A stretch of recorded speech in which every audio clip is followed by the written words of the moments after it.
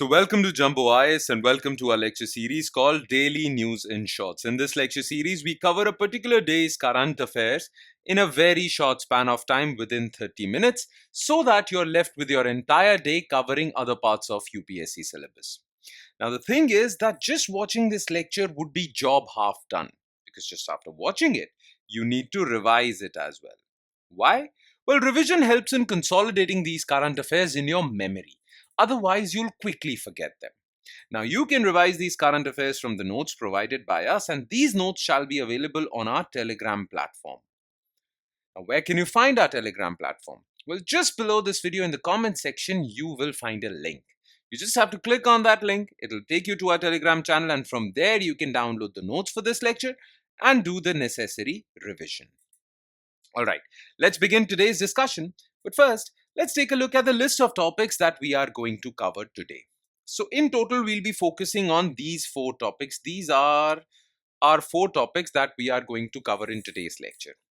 Number 1 is artificial intelligence AI for criminal justice, judiciary.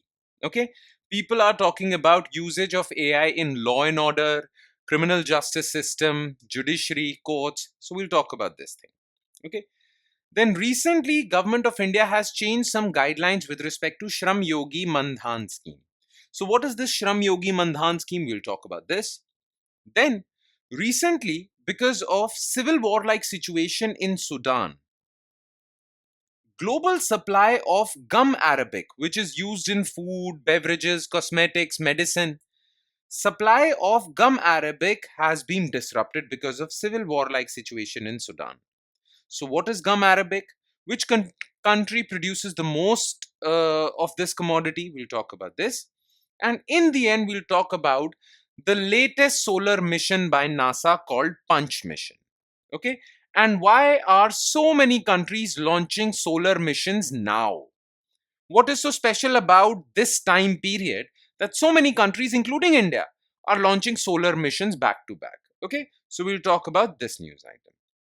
So in total, we'll be focusing on these 4 items. Let's start discussing them one by one with topic number 1, which is AI for criminal justice. So USA recently launched $100 billion Stargate AI initiative, under which USA is going to advance its AI research and application development. In fact, China, with its DeepSeek AI, is also making rapid strides in this field. And because of USA and China, there is a sort of global race between different countries when it comes to AI, with respect to the field of AI. Therefore, India needs to catch up, and India can only catch up in this global race because USA and China are way ahead. India can only catch up if India invests significant amounts of money. Now, the thing is, AI touches each and every aspect of personal and public life. Now, AI is being used everywhere. In fact, AI is being used in crime, crime control, and criminal justice system. Okay, so how can it be used to improve the efficiency of criminal justice system? We'll talk about this. This entire topic is focused on this thing. Okay, how AI can better criminal justice system of India. Okay, so AI can be used in 3 things. First of all, policing, then cybercrime detection, and then judiciary, Indian courts. So already there are so many applications, AI applications that are being used in policing. Okay, there are many AI tools which analyze different crime scenes over the country and basically predict which areas are more vulnerable to crime. Okay, AI tools exist like that. So predictive policing under smart policing initiative of government. Okay, then all these airports and sensitive locations have cameras with facial recognition technology, which can be used to catch criminals who are running away from law enforcement agencies. Okay, then police stations may have AI chatbots which can register FIR online and listen to your complaints. Yes, this can be possible. This would overall improve the efficiency of policing and law and order in our country. Okay, then AI can be used in cybercrime detection. Already Microsoft has developed a tool called AI fraud monitoring. Sorry. Microsoft has developed a tool for virus and malware detection. Okay. Plus, Microsoft has also developed a tool for deepfake detection. There are deepfake videos where AI generated Shah Rukh Khan is made to say all sorts of stuff, right? So, deepfake detection tools can be used to detect deepfake.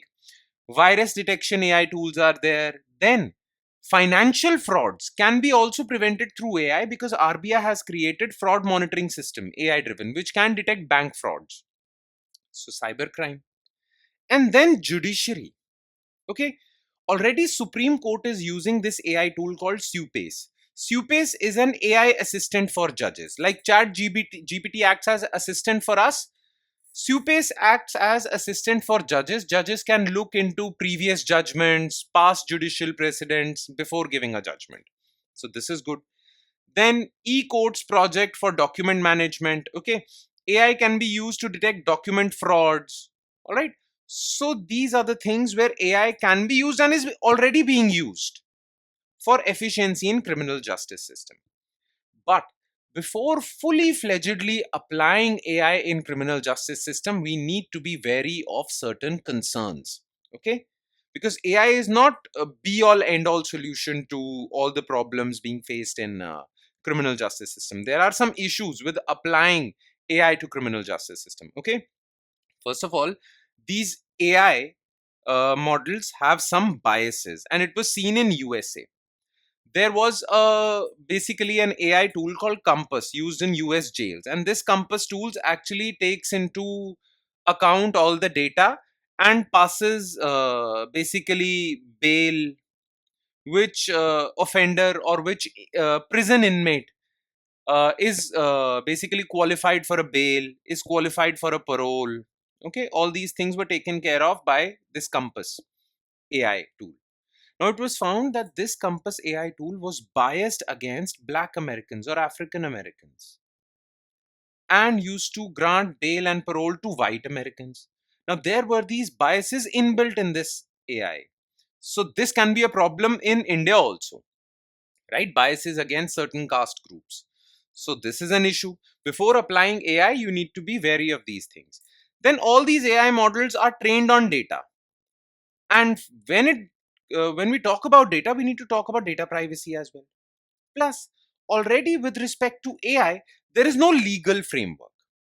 Now, before applying AI on a large scale in India, you need legal guardrails so that AI is not misused by wrong people. So, you need a legal framework for AI as well. So, we need to take care of these things before we apply AI on a large scale on criminal justice system. Okay, this is the thing. All right. Now let's move forward to second news item, which is Shram Yogi Mandhaan scheme. Actually, the name is Pradhan Mantri Shram Yogi Mandhaan scheme. You see, in India, there are two types of workers. Okay, formal, informal. Informal workers are those workers who work in unorganized enterprises. Okay, now the benefit that formal workers have is that they have all the social security benefits like pension, health insurance, provident fund. They have these social security benefits. But informal workers don't have these social security benefits. Okay, informal workers don't have any insurance scheme, don't have any pension scheme. They are really vulnerable. Okay, so to provide pension facility to informal workers, unorganized workers, government launched PM Shram Yogi Mandhan scheme. Okay, under this, every unorganized worker can contribute on a monthly basis some amount into this pension fund. Okay, let's suppose an unorganized worker decides to contribute 100 rupees per month in this pension fund. So 100 rupees will be provided by this person, and it will be matched by government. 100 rupees will be provided by government. So he'll be contributing 100 rupees, but this pension fund will be getting 200 rupees on his name. And this shall go on till he reaches 60 years of age when he retires. And from then onwards, he is eligible for a pension, right? He or she. So this is Pradhan Mantri Shram Yogi Mandhan scheme. It is a voluntary, okay, it's not compulsory, and contributory scheme. You have to contribute some money, okay? And after you retire, you're eligible for pensions from 3,000 to 15,000 per month. Now, this scheme was launched in interim budget of 2019, and again, the purpose was that to provide social security cover to even unorganized workers. All right. Now, the problem with unorganized workers is that government does not have data on these unorganized workers because they are unorganized. It is very difficult for government to get data. How many unorganized workers are there in India? That's a very difficult job to estimate, okay, because these are unorganized. So to get all the data about these unorganized workers, government had already launched e-Shram portal. On this e-Shram portal, all unorganized workers would register. So through this, government has created a national database of unorganized workers. And now government can provide them with all the schemes. Okay, so all those who are registered on e-Shram portal will get the benefit of Shram Yogi Mandhaan scheme. Clear? What are the other features of this scheme? Administered by Ministry of Labour and Employment in collaboration with LIC, Life Insurance Corporation, and Common Service Centres. These Common Service Centres basically would help unorganized workers to register for this scheme. Government's contribution matches workers' contribution on one-on-one basis. I've told this to you, 100 and 100. Okay. Now, contribution amount depends on the worker's age at the time of an enrollment. Okay. So if you join this scheme when you are very young, like 18 years of age, then you have to contribute lesser amount. But if you join very late, then you have to contribute more. Okay. Now, you see, this to benefit poor unorganized workers. Okay. So these people are not eligible for this scheme. Income taxpayers, rich workers, workers which are formal workers, which are already enrolled under EPFO schemes, national pension scheme, those who already have social security benefits cannot enroll for this scheme. Okay, that's all. Clear? Now let's move forward to third news item of the day, which is supply shortage of gum arabic. The thing is that gum arabic is the major ingredient for various candies, colas like Coca-Cola, Pepsi, and many other packaged food. Okay, these candies, chocolates, all these things. Gum arabic is a major ingredient in that.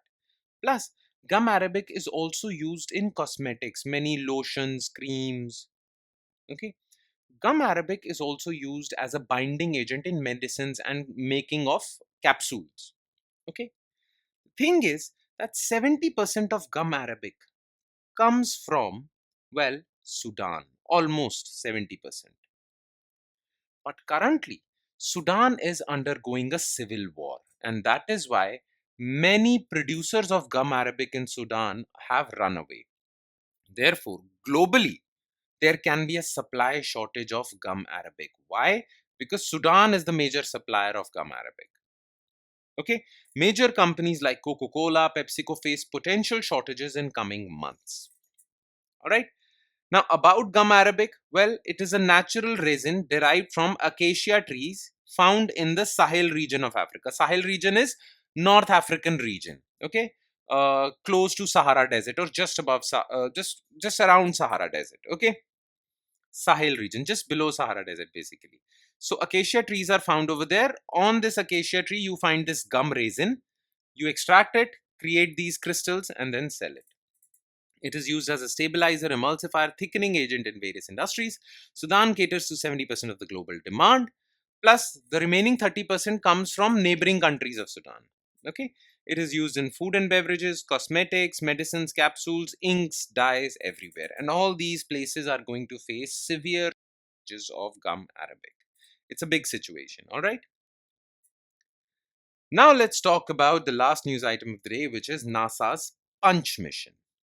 Look, NASA is set to launch its latest solar mission from Vandenberg Space Force Base in California. The name of this mission is Punch. It has a full form: Polarimetry to Unify the Corona and Heliosphere. Will be the third major solar mission to be launched in the past 18 months. Now, why are so many solar missions being launched back to back? This is the third mission from NASA alone. Okay. We'll talk about this. Why is this time the most opportune moment for solar missions? India had launched a solar mission Aditya, a few years back, couple of years back. Okay. And now NASA is launching, European Space Agency also launched a solar mission. Why is it so important to study the sun now? Okay. We'll talk about this. But first, let's talk about this Punch mission. Okay. So basically, under this Punch mission, 4 identical satellites will be launched. All 4 satellites will have cameras, and these cameras will observe the outermost layer of sun, which is known as sun's corona. Corona is the outermost layer of sun. Okay, so Punch is a first of its kind solar mission that will study solar corona, the outermost layer of sun's atmosphere. 4 identical suitcase size satellites will continuously emit sun's inner corona and provide origins of solar flares. Okay, solar wind, basically sun basically spits out, ejects highly energetic charged particles. Those are known as solar flares. Okay, this constellation of 4 satellites will be sent in low earth orbit and shall weigh 64 kg each. Now let's get back to the important question. Why are so many countries sending solar missions now? Well, the answer lies in solar cycle. Okay, now what is solar cycle? Look, our sun also has a magnetic field. Like Earth, sun also has a magnetic field. Now, every magnet has a north pole, has a south pole. But the thing is that in case of sun, these north poles and south poles shift. Okay, sometimes south is here and north pole is here. The solar, as far as sun's magnetic field is concerned, sometimes south comes here and north comes here, and it continuously shifts. Okay, now the entire shifting takes 11 years. So after every 11 years, the north pole comes to southern direction and south pole comes to northern direction. Okay, now this entire flip in the sun's magnet is known as solar cycle. Every 11 years or so, sun's magnetic field completely flips, meaning its north and south poles switch places. This periodic change is known as solar cycle. Now, whenever this flip takes place, this situation is known as solar maxima. During this time, you will see a lot of black spots on the surface of the sun. Those are known as sunspots. And when you see high number of sunspots, then you can easily say that sun will or solar flares would increase. Sun would spit out more and more solar winds and solar flares. Basically, sun would spit out more and more highly charged energetic particles during solar maxima.